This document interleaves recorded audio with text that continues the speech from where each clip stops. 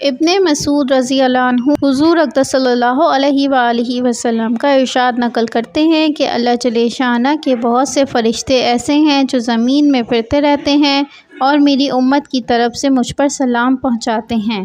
حضرت عمار بن یاسر رضی اللہ عنہ نے حضور صلی اللہ علیہ وآلہ وسلم کا ارشاد نقل کیا ہے کہ اللہ جل شانہ نے ایک فرشتہ میری قبر پر مقرر کر رکھا ہے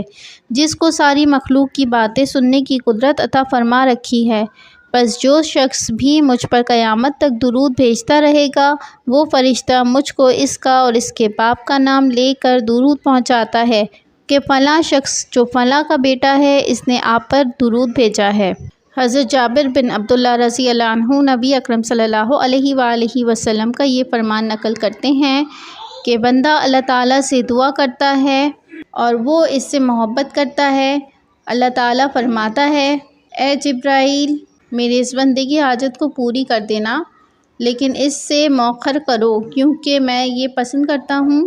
کہ اس کی آواز سنوں۔ نبی اکرم صلی اللہ علیہ وآلہ وسلم فرماتے ہیں کہ اسی طرح کوئی بندہ اللہ تعالیٰ سے دعا کرتا ہے اور اللہ تعالیٰ اس سے ناپسند کرتا ہے تو اللہ تعالیٰ فرماتا ہے اے جبرائیل میرے اس بندے کی حاجت پوری کر دو اور اسے جلدی پورا کر دو کیونکہ میں اس بات کو ناپسند کرتا ہوں کہ اس کی آواز سنوں۔